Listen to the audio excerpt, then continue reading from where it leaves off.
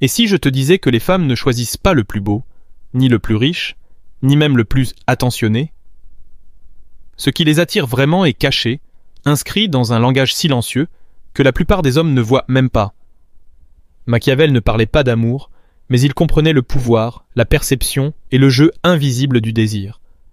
Aujourd'hui, on va plonger dans ce que peu osent dire, la manière secrète dont une femme décide qui entre dans son univers et qui n'aura jamais sa chance.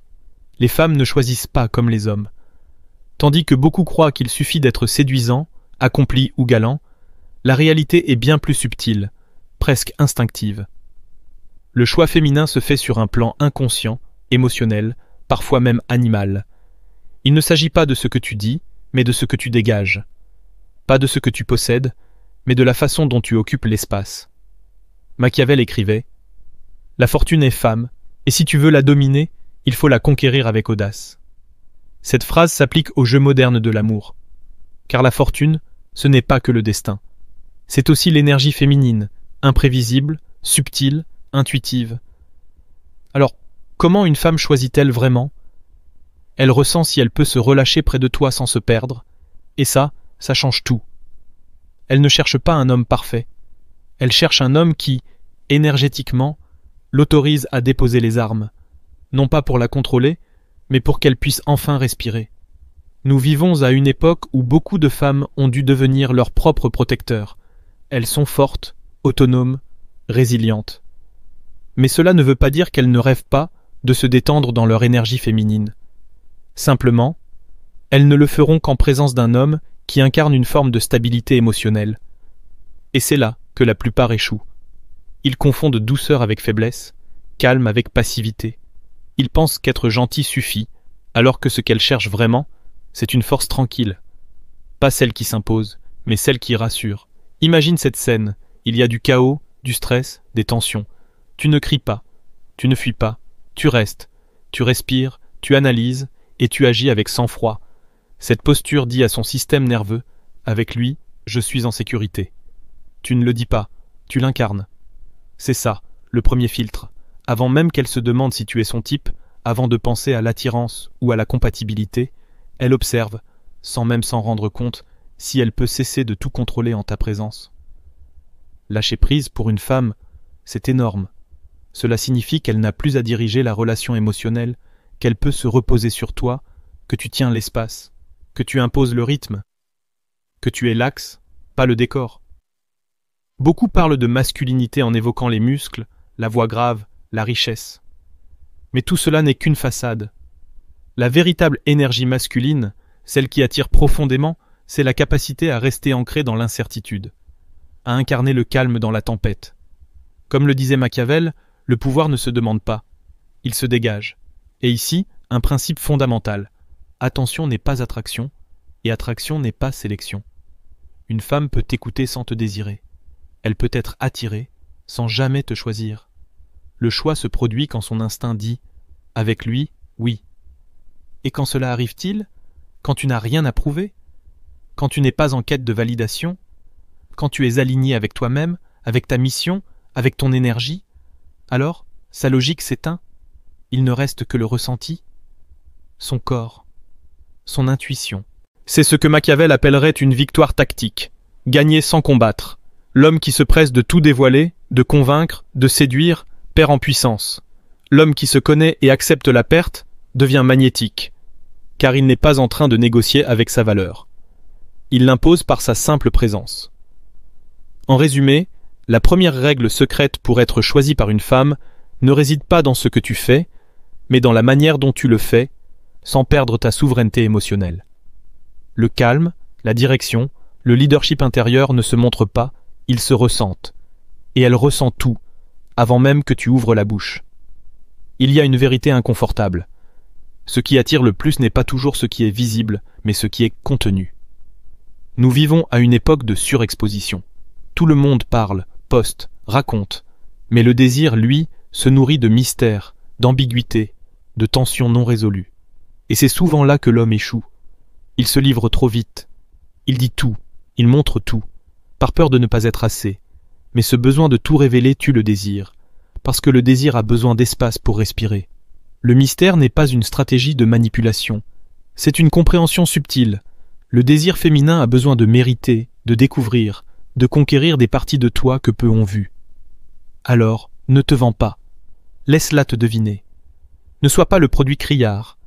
Sois le trésor caché dans la bibliothèque, celui qu'il faut chercher, comprendre, mériter. L'un des outils les plus puissants pour cela, c'est la contenance émotionnelle. Cela signifie ne pas trop en dire, ne pas se justifier, répondre parfois par un sourire, un silence ou un « je te raconterai ça un jour ». Ce n'est pas du rejet, c'est du jeu, du territoire inconnu. Et ce territoire excite. Mais attention, cela ne veut pas dire être froid.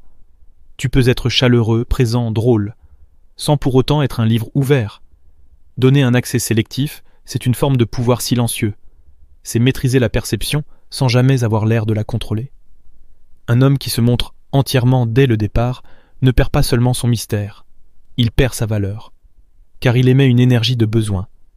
Et le besoin, en termes énergétiques, crie « Je ne me suffis pas à moi-même ». Or, un homme qui se suffit est fascinant. Il ne court pas après l'amour, il attire.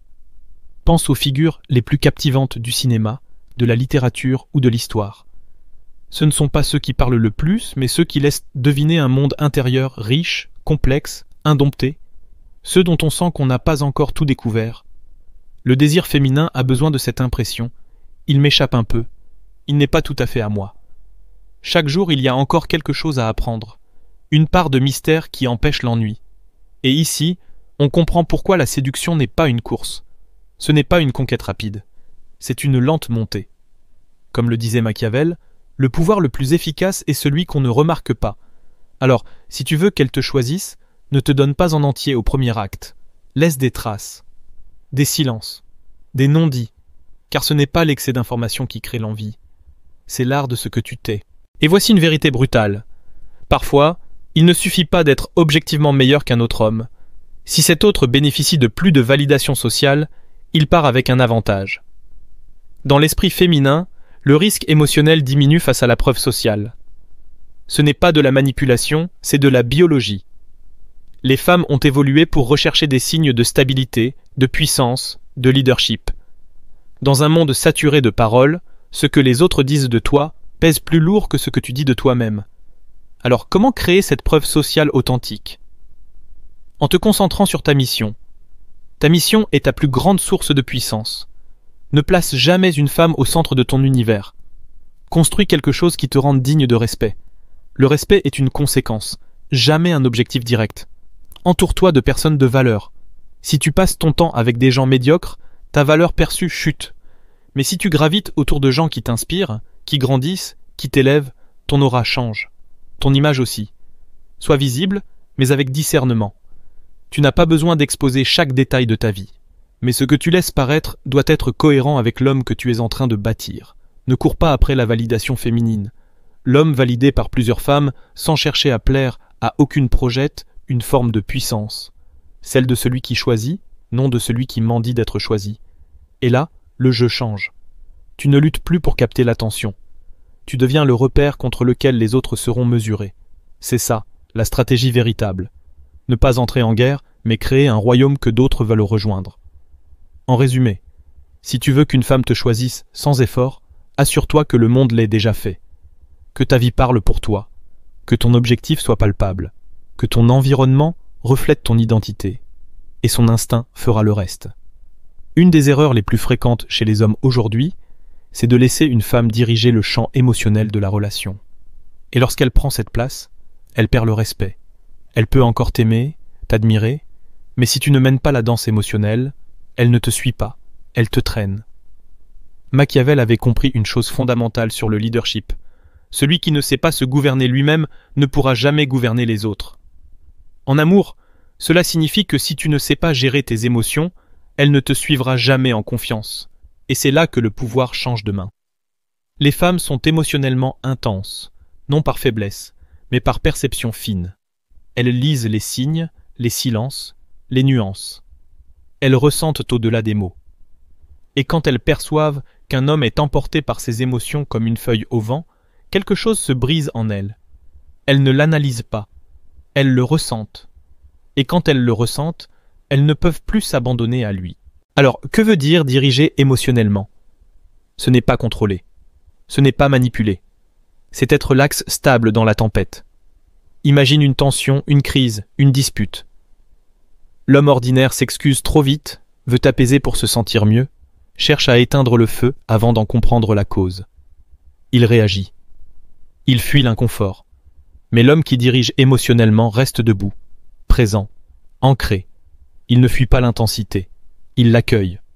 Car oui, souvent, les femmes testent inconsciemment l'homme, pour voir s'il peut tenir face à leur énergie la plus brute. Et s'il vacille, s'il panique, s'il supplie, elle comprend, cet homme ne peut pas me contenir.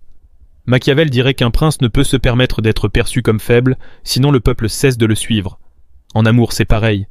Si tu te brises à chaque orage émotionnel, elle ne te suivra plus.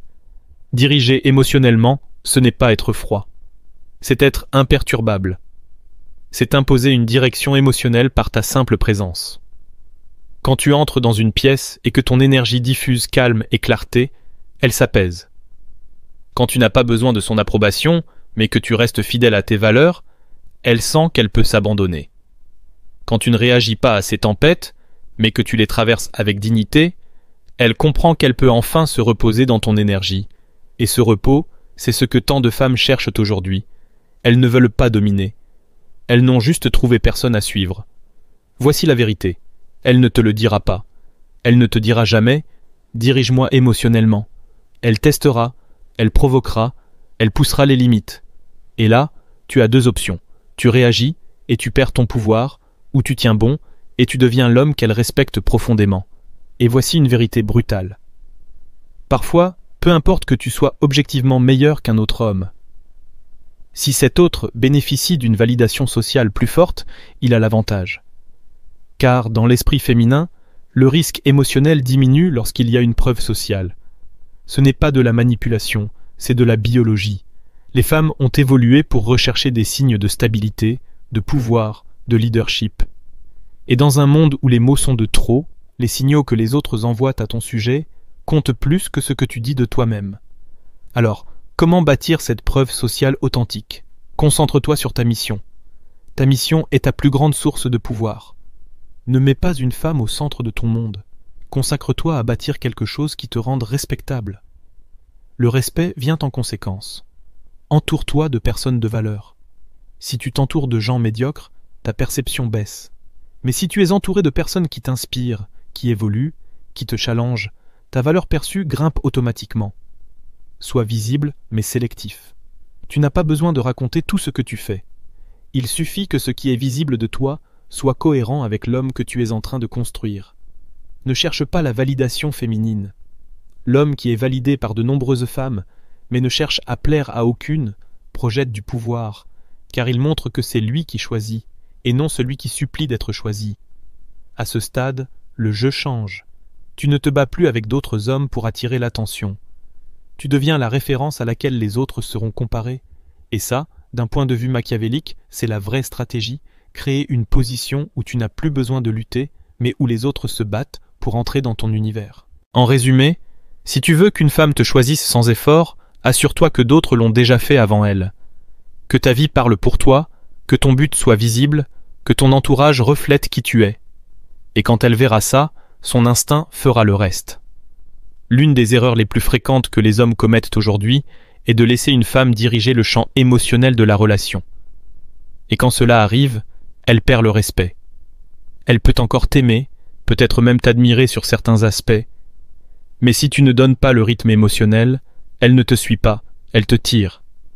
Machiavel comprenait quelque chose de fondamental à propos du leadership. Celui qui ne sait pas se gouverner lui-même ne gouvernera jamais les autres. En amour, cela signifie que si tu ne sais pas gérer tes émotions, elle ne fera jamais confiance à ta direction. C'est là que le pouvoir change de main. Les femmes, par nature, sont émotionnellement intenses. Non pas parce qu'elles sont faibles, mais parce qu'elles sont profondément perceptives. Elles captent les signaux, les tons, les intentions cachées. Elles sont biologiquement programmées pour scanner chaque geste. Et quand elles détectent qu'un homme se laisse emporter par ses émotions comme une feuille au vent, quelque chose se brise en elles. Ce n'est pas rationnel, c'est instinctif. Et quand elles le ressentent, elles cessent de se livrer émotionnellement à lui. Qu'est-ce que diriger émotionnellement? Ce n'est pas contrôler, ce n'est pas manipuler. C'est être l'axe émotionnel stable au milieu du chaos. Imagine qu'il y ait de la tension, qu'elle soit énervée, incertaine, anxieuse. L'homme ordinaire essaie de réparer la situation, s'excuse sans comprendre, tente de l'apaiser pour se sentir à l'aise, pas pour la contenir, elle. Mais l'homme qui mène émotionnellement ne réagit pas, il soutient, il reste présent, ferme, sans tomber dans le jeu émotionnel qu'elle-même teste sans en avoir conscience. Oui, car souvent, les femmes testent inconsciemment l'homme pour voir s'il peut résister à leur énergie la plus intense. Et s'il flanche, s'il se justifie, s'il panique à l'idée de retrouver l'équilibre, elle comprend. Ce n'est pas l'homme capable de me contenir. Machiavel dirait que le prince ne peut pas se montrer faible en public, car le peuple ne le suivrait pas. Dans l'intimité d'une relation, c'est la même chose. Si tu t'effondres à chaque crise émotionnelle, elle perd le désir de te suivre. Diriger émotionnellement ne signifie pas être froid. Cela signifie être imperturbable lorsque tout le monde réagit. Cela signifie avoir le pouvoir d'imposer le climat émotionnel par ta simple présence. Quand tu entres dans une pièce et que ton énergie transmet direction, clarté et calme, elle relâche sa garde. Quand tu n'as pas besoin de son approbation, mais que tu restes aligné avec tes valeurs, elle sent qu'elle peut avoir confiance. Quand tu ne tombes pas dans le piège de réagir à son drame, mais que tu le traverses avec calme et maîtrise, elle sent qu'elle peut enfin se reposer dans ton énergie. Ce repos, c'est ce que beaucoup de femmes ne trouvent plus aujourd'hui. C'est pourquoi elles deviennent froides, autoritaires, hyper contrôleuses. Non pas parce qu'elles veulent l'être, mais parce qu'elles ne trouvent pas d'homme capable de les guider émotionnellement. Et voici une vérité brutale. Elle ne te le demandera jamais. Elle ne dira pas « S'il te plaît, dirige émotionnellement cette relation ». Elle va tester, escalader, provoquer. Et tu as deux options. Tu réagis et tu perds ton pouvoir. Ou tu tiens bon et tu montes dans son estime.